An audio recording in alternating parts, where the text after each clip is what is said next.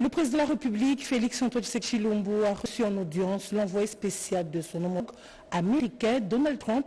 Au menu de leur entretien, la situation sécuritaire dans l'Est de la République démocratique du Congo. C'était ce dimanche à la Cité de l'Union africaine. Jules Tchimbaï et Rufai Gombo le signé ce reportage.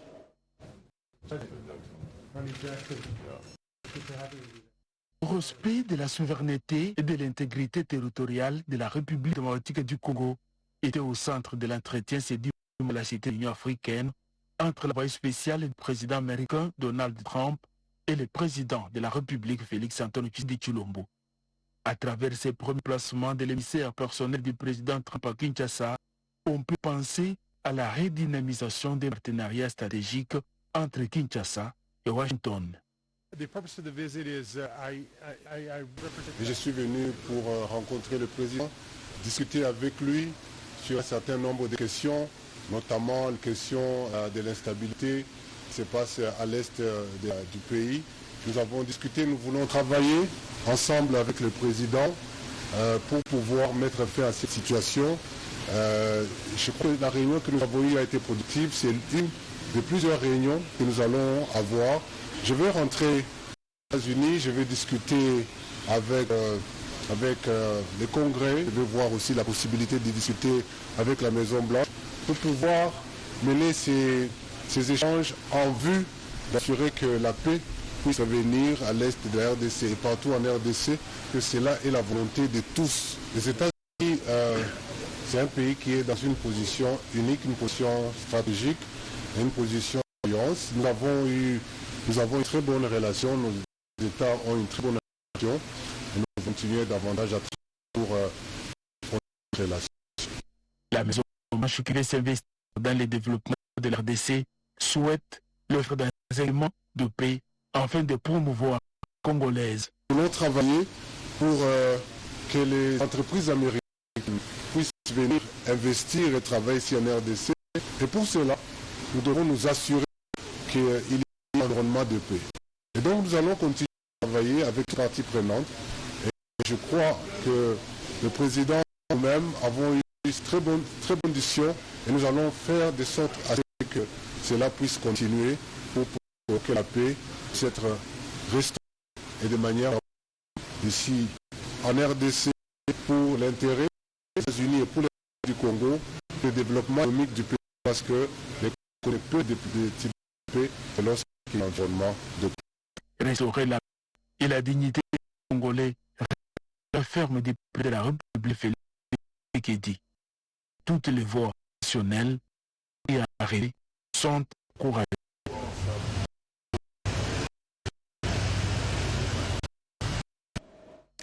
Les femmes policières de la République démocratique du Congo soutiennent la campagne de recrutement des femmes et filles dans l'armée et la police nationale portée par la vice-ministre de l'Intérieur, Nietzsche Lakamba. Elles sont engagées à défendre l'intégrité territoriale. C'est un travail de mobilisation générale des policières de la République démocratique du Congo derrière le chef de l'État et commandant suprême Félix-Antoine Tshisekedi-Tshilombo. La vice-ministre de l'Intérieur, Nietzsche Lakamba, qui porte sa campagne de sensibilisation pour un enrôlement des femmes et jeunes filles dans la et la piste nationale congolaise, a eu à partager son combat du mois de mars avec les personnels féminins membres du réseau RFP et aussi du bien fondé de la campagne d'éléments lancée par la première ministre. Le numéro 2 de la territoriale a appelé les femmes policières à la vigilance tout en notant les difficultés cadrant l'exercice de leur métier. Ça a porté sur un état des lieux de la situation de la policière au niveau de notre pays. Nous sommes émerveillés, elle a été réceptive, vraiment nous avons trouvé l'oreille d'une femme, d'une mère, d'une autorité qui a le cœur de son travail et qui nous a rassurés de son combat. Le rendez-vous est pris. Son Excellence, Madame la vice-ministre, l'a fixé au 31 mars. Elle a dit qu'elle serait avec les policiers pour tirer le mois. Très honorés, les femmes policières ont réitéré à l'autorité leur serment de combattre pour la nation jusqu'au sacrifice suprême. Passons à cette vie du gouverneur Jean Bako. Ngambu du Haut-Chouélé au camp militaire Bambaya Iziro. Il a été sollicité pour résoudre les problèmes d'eau et de santé. Le gouverneur a également sensibilisé les épouses des militaires sur l'importance du patriotisme, dit Nathalie Mboula. Poursuivant sa mission de veille patriotique, le gouverneur du Haut-Chouélé a choisi de communier les dimanches avec les militaires et leurs épouses basées au camp Mambaya Isiro. À l'Idikilte, les épouses militaires ont saisi l'occasion pour informer les représentants du commandant suprême de FARDC un certain nombre de leurs préoccupations.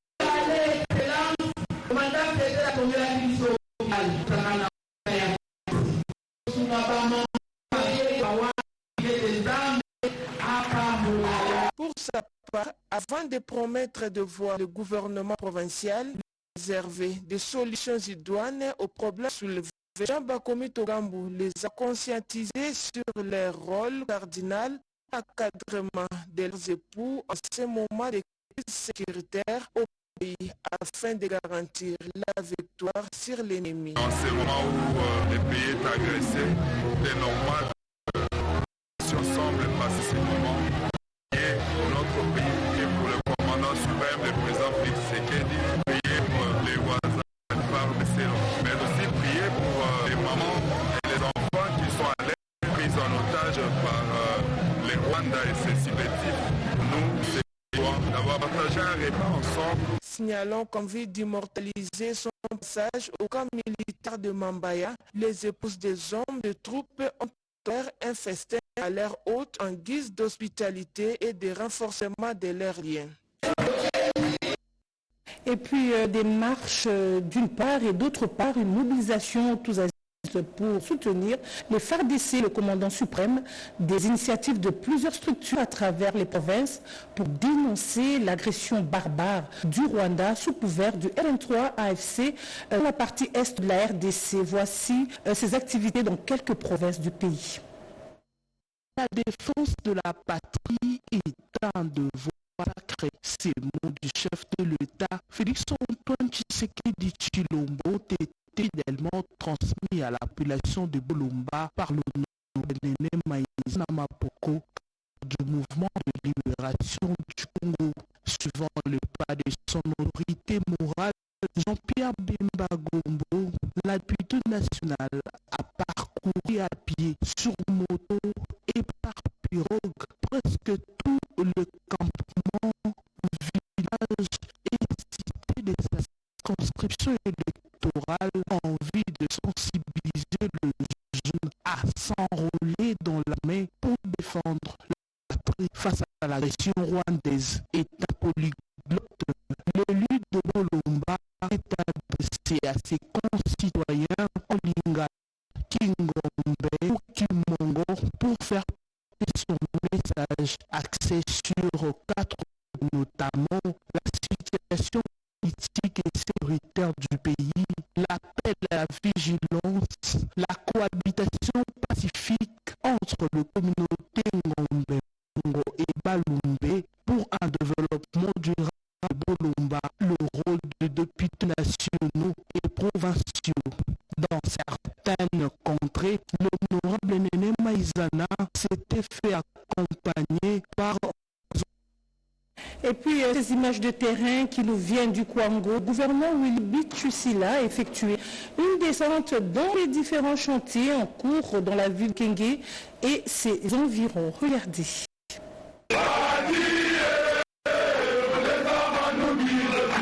gouverneur Willy Bichusila a entré une série d'activités de terrain ce week-end dans la ville de Kenge et dans plusieurs localités voisinantes. C'est un début au camp militaire Ngemba où il a rencontré une nouvelle forces armées de la République du Congo. Avant leur départ pour Kinshasa, de cet échange, il a adressé un discours de solidarité et d'encouragement plus de 200 jeunes avant leur départ pour le centre de formation de Kamina Tona. Ces jeunes sont les symboles du courage à la mobilisation générale lancée par le président de la République, Félix-Antoine Tshisekedi. L'âme oyo bino bokoni osalela olakisa soutien na mokonzi ya mboka ya komanda des familles à les cortèges des départs veulent recrues. La sortie de la Kengue où il les a bientôt des bons départs. Dans sa année, le gouverneur s'est personnellement suivi des projets en lycée sur plusieurs chantiers à Kengue et à Wamba pour l'évolution de l'infrastructure. Parmi ces sites, quand et quand de construction des pluviales, ça a un rythme suivant particulièrement tenu son attention. Environ 80% des travaux ont déjà été réalisés. La dernière tournée a conduit Tussila où il a été proposé de construction d'une école très satisfaisante. Progrès, il a eu sa reconnaissance avec l'équipe d'ingénieurs insistant sur la nécessité de remettre les ouvrages de gens en mémoire au calendrier fixé à cause de son ministre en charge de l'infrastructure publique ainsi que de la ville de Kengue a réagi de la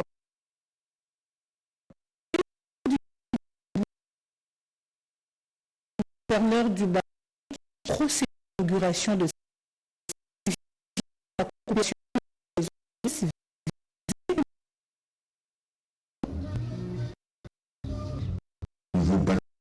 Le péché d'Idiota dans le Baoulé a été inauguré par le gouvernement lors d'une organisée l'œuvre pour laquelle cette cérémonie de bénédiction est en constitue méritoire de Monseigneur Nandonné, à l'époque évêque administrateur apostolique de Bouta et évêque du diocèse Lolo. La Élestie, ouvrage d'acte de construction du premier évêché, déclaré Seigneur Martin Banga, évêque du diocèse de Bouta. En termes de la participation des grands nombres d'organisations, et chacun de vous ici présent d'une manière ou d'une autre, qui a pu mettre des différents moyens en jeu afin qu'ils soient cet objectif. Le but de ce soir est pour moi d'adresser ma plus sincère remerciement à tous les donateurs dans l'ombre petit et j'adresse mon sincère merci pour vos bienveillantes conditions. Finalement, votre rêve est devenu réalité. Cérémonie riche a bénéficié de la présence du gouverneur avec Mokeli, témoigne de sa collaboration étroite avec les autorités ecclésiastiques de sa juridiction. Dans le Lualaba, le projet de construction de l'école primaire de Mpala dans le groupement Mouilou progresse rapidement. Betty Kwando Katoubé, chef du secteur de Luilou, dans le Lualaba, a inspecté les travaux et a constaté des résultats satisfaisants. Bientôt, les élèves bénéficieront d'un établissement propice à leur éducation. À son arrêt au village Mpala pour une mission d'inspection des travaux de construction d'équipements de l'école primaire portant le même nom, Betty Kwando Katoké ont eu droit aux ovations des habitants satisfaits de ces grands projets.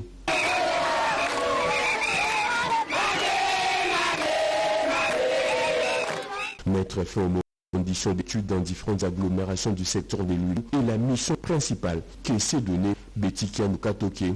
L'école primaire Mpala en pleine construction, c'est les chantiers visités ces jours, qui a la capacité d'accueil de plus de 1000 élèves. Un projet qui est financé par le secteur. Alors tout ce que nous demandons, c'est juste l'implication de la communauté afin de nous permettre de bien réaliser ce projet parce que c'est pour le bien et l'intérêt de la communauté. La construction de cette école primaire est une lueur espoir pour un avenir radieux des filles et filles de ces coins. Nous tenons d'abord à remercier très sincèrement Maman Betty, chef secteur Luilou, pour son implication personnelle dans la construction de cet édifice. Aujourd'hui, avec cet édifice qui est en construction, nous avons l'espoir que nos enfants ici à Mpala auront des conditions meilleures pour leur éducation. L'avènement de Betty Kwando Katoké à la tête du secteur Luilou a insufflé un vent de développement sans précédent, initiant plusieurs projets de développement durable dans différents secteurs. À Chikapa, le Cher a inauguré un marché à Kapinga Nkoudi pour favoriser la cohabitation pacifique entre rapatriés et communautés hôtes. Cette initiative vise à renforcer les liens socio-économiques dans ce pays. Isidore Nkwaya a signé ce reportage. C'est vendredi 14 mars 2025. Le HCR a procédé à la remise des marchés communautaires construits au village Kapinga-Nkoudi, à 105 km de la ville de Chikapa, où sont réinstallés les rapatriés de l'Angola, victimes du phénomène Kamwina Sapu. Le chef de secteur qui a réceptionné l'ouvrage au nom des autorités territoriales a dit merci au HCR et a émis le vœu de voir ces marchés devenir un lieu d'échange et de partage. Monsieur Simplice Pandi est chef de bureau de l'UNHCR de Kassai. Kapinga-Nkoudi, c'est ce que nous appelons ici des pôles de convergence, qui sont un peu comme des pôles de développement. Et donc, pour pouvoir fixer la population, donc les amener à rester et avoir des activités sur une vie presque normale, nous avons décidé, n'est-ce pas, de les appuyer de façon assez durable. C'est pour cela que nous avons d'abord pour les abris. Vous avez pu le constater, nous avons construit un forage ici au Kapinga-Nkoudi pour permettre aux populations d'avoir de l'eau potable. Nous avons construit aussi un centre de soins pour leur permettre effectivement de se soigner. Donc tout cela pour les rapprocher des infrastructures de base pour aider dans ces populations ici.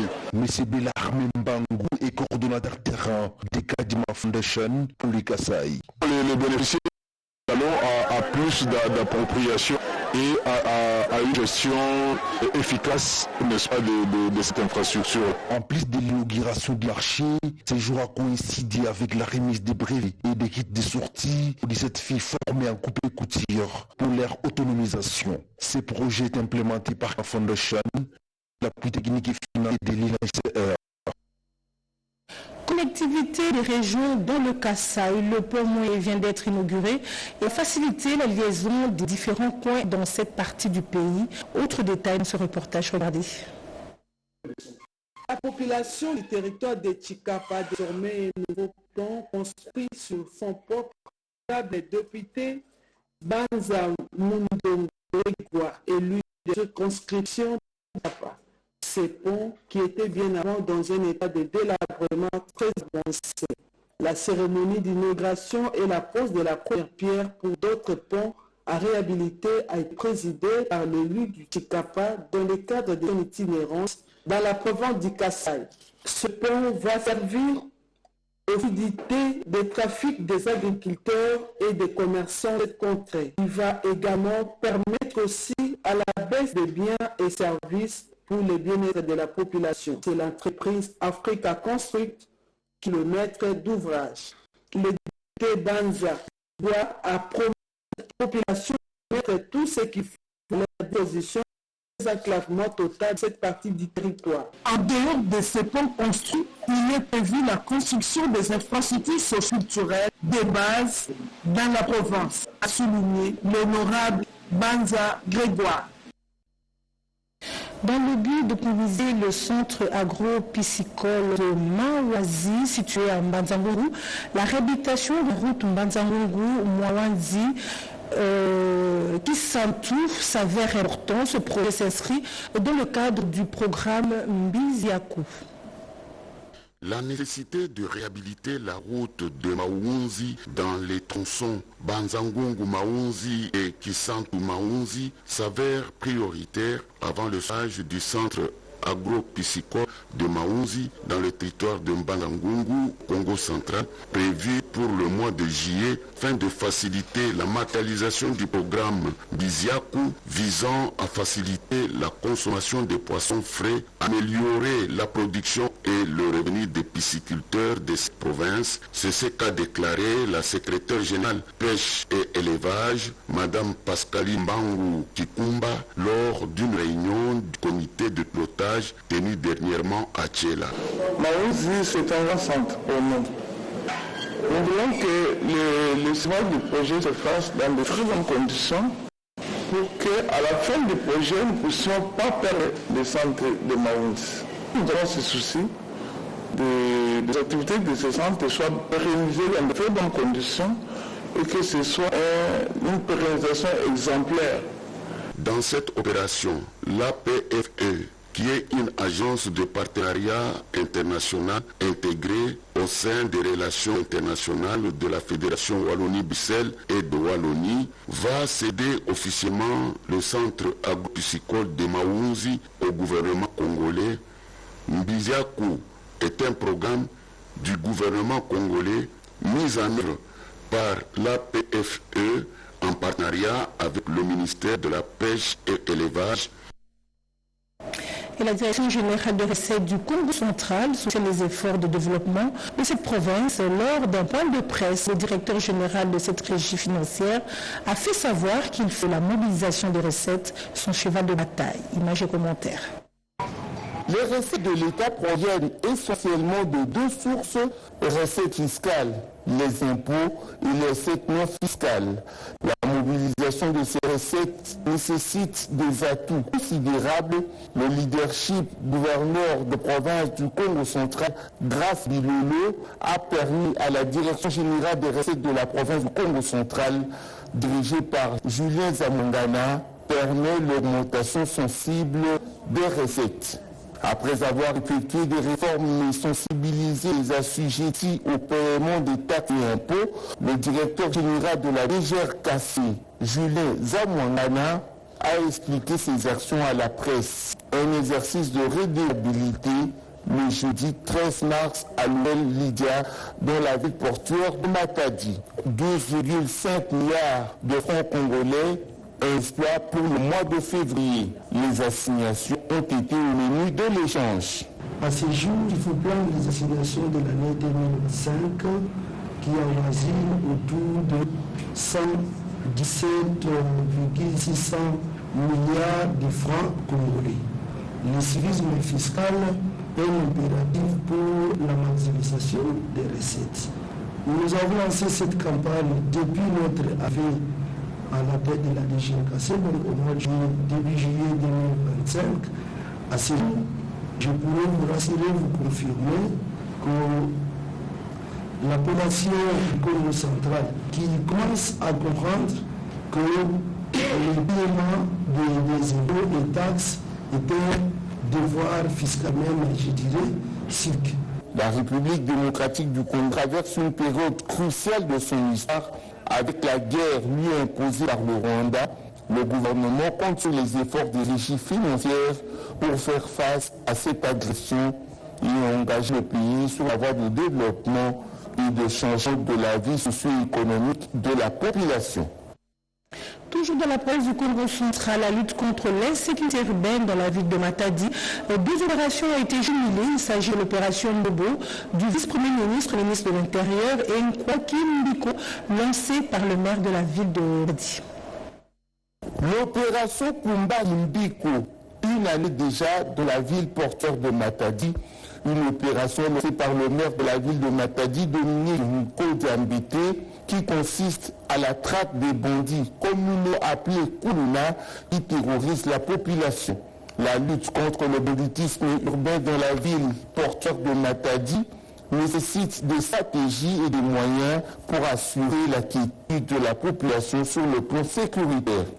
Nous avons trouvé une situation sécuritaire chaotique. Parce qu'il y avait parfois des groupes rangés de Kuluna qui se battaient même pendant la journée. Et il fallait vraiment mettre en place des mécanismes ou des stratégies pour mettre fin ou pour dissuader ce genre de comportement qu'avait intériorisé un certain nombre de jeunes. Le travail s'est fait correctement. Nous arrêtons un grand nombre de Kuluna ou de bandits. Nous avons réussi à réduire quand même l'ampleur du phénomène Kuluna, l'ampleur du banditisme urbain dans notre ville. Dans le soutenir la sécurité des personnes et de leurs biens dans la province du Congo central en général et dans la ville de Matadi en particulier, le vice-premier ministre de l'Intérieur a lancé la semaine dernière dans la ville de Matadi l'opération Ndobo, qui consiste à traquer les inciviques dans tous les coins du Congo central.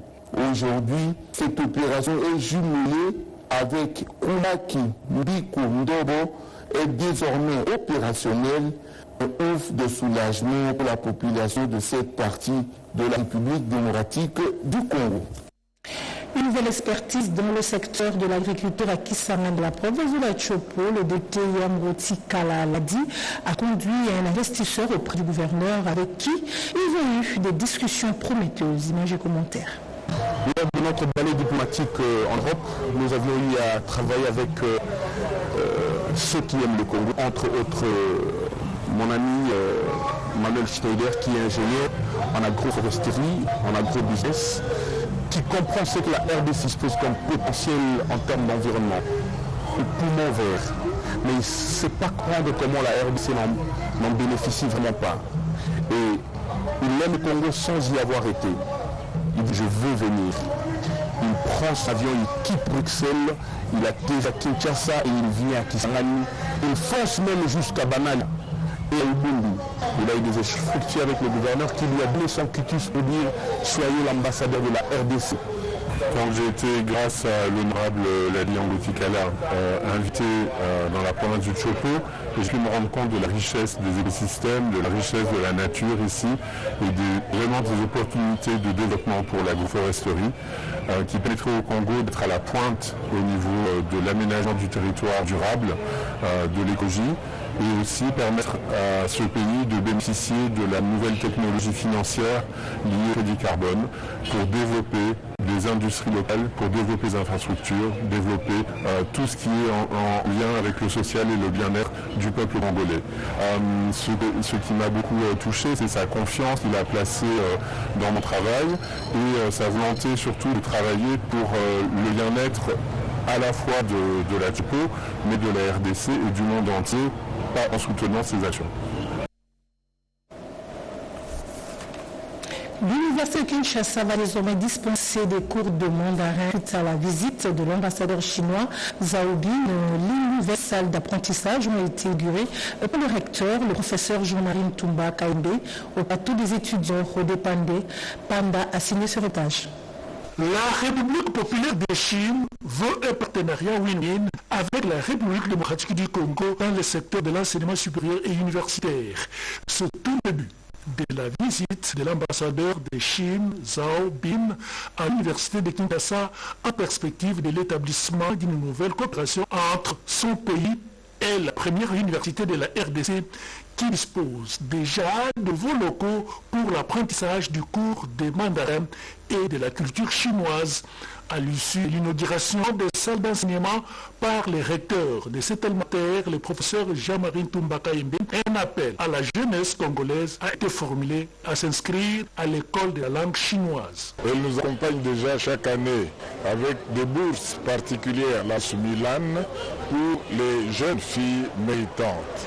Nous sommes là sur la voie de la résolution de la question du genre. L'apprentissage du mandarin permet aussi de mieux asseoir les échanges culturels car la Chine a une riche histoire et une culture millénaire qui exerce une influence croissante dans le monde entier, a soutenu l'ambassadeur chinois dans son allocution. La diplomatie chinoise se tiendra fermement du bon côté de l'histoire et continuera à œuvrer pour la stabilisation de ce monde incertain à la certitude de la diplomatie chinoise et de la Chine tout court. Notons que l'apprentissage du mandarin permet également de mieux comprendre la culture chinoise, son art, sa littérature, sa philosophie et ses traditions.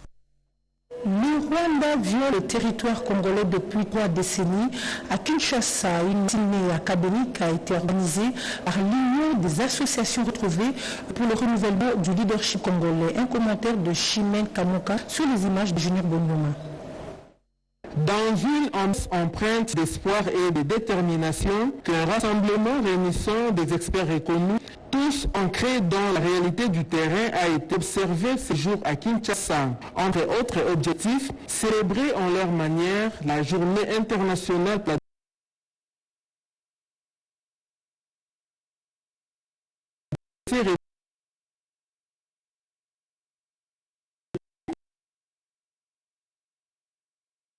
République démocratique du Congo. Cette délégation rwandaise en RDC, tout proposant des solutions concrètes devant permettre l'instauration d'une paix durable sur l'étendue du territoire national. J'ai compris qu'un doigt ne peut pas laver le visage. Alors j'étais obligé de solliciter le concours de plusieurs femmes, hommes leaders et les mettre autour d'une table, réfléchir ensemble et voir comment nous pouvons aussi apporter pour la République. Que nous avons deux atouts, toutes les capacités.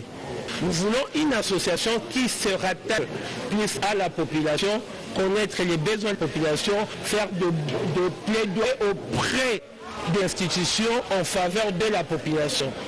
Loin des discours stériles, l'UARRLC se positionne comme un véritable catalyseur de changement dont l'initiative est de mobiliser les Congolais autour d'un projet commun pour bâtir un avenir plus net en RDC fondé sur des réflexions approfondies. Toujours des femmes, mais cette fois-ci celle de Faradjé dans la province du Haut-Ouélé.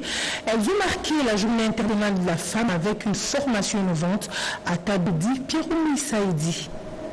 S'inspirant du thème national de la journée internationale de la femme à voir, la Congolaise au centre de toutes nos ambitions et sous le leadership de la directrice du centre de formation culinaire, Sekele Amakusa, Madame DS Madrileo, les femmes, mamans, filles, mères et certains hommes genrés du territoire de Faradj ont pris part active pendant 2 semaines dans la chefferie de Tadou à la session de formation sur leur autonomisation. Cette session de formation qui portait sur les techniques efficaces, l'art culinaire, calqué sur comment savoir préparer le mets traditionnel congolais et dresser une table, sans oublier les moyens rationnels d'une gestion concrète d'un ménage et d'un foyer, a permis aux apprenants de renforcer leurs capacités dans différents domaines culinaires. Il est important de renforcer sa capacité dans les domaines de la cuisine, car c'est la source de bonne santé et la prévention de plusieurs maladies. Si notre table de tous les jours respecter la bonne nutrition et la déontologie culinaire, ça diminuera le taux de la maladie dans notre famille et la communauté. Les champions de cette session de formation, qui se sont éteints avec la remise de brevets et diplômes aux apprenants, était une bonne opportunité pour la structure Sekele Amakusa de booster les aspects positifs de la souveraineté alimentaire et culinaire congolaise dans cette partie de la province du Haut-Ouélé. Et puis enfin inauguré il y a de cela 38 ans le barreau du Kwilu qui réunit plusieurs avocats célèbres. C'est cet anniversaire dans la méditation. Regardez. Il est né, il a grandi et a atteint la maturité. 3 étapes majeures épinglées par le bâtonnier Benoît Epota pour souligner le caractère festif du 38e anniversaire du barreau de la province du Kwilu, placé sous les signes de l'unité et de la réconciliation. Les vieux avocats sont là, la jeunesse également est là. Beaucoup d'avocats sont arrivés, après ils avaient l'obligation de connaître l'histoire de ce barreau. Sur le plan scientifique, les avocats du barreau du Kwilu doivent toujours faire montre d'une compétence notoire à tous les niveaux, parce que nous sommes dans une profession qui nécessite l'ouverture, qui nécessite la connaissance, la recherche. Voilà pourquoi cette occasion, il y a eu des sujets intéressants sur le plan scientifique. En marge de cette célébration, plusieurs activités ont été organisées, parmi lesquelles un séminaire de remise, une marche de sang et un match de football féminin opposant les avocates du barreau et les avocates stagiaires. Créé en 1987, le barreau du Kwilu a connu 6 bâtonniers à sa tête et compte aujourd'hui plusieurs avocats. Fin de journal, mesdames et messieurs, merci de nous avoir suivis et merci à toute la grande équipe technique. Vous pouvez désormais suivre nos jeux en ligne et en direct dans votre smartphone, tablette ou ordinateur via notre site officiel www.nc.cd. Prochain rendez-vous, l'actualité, c'est dans moins de 30 minutes, donc à 20h avec Anita Luamba. Au revoir.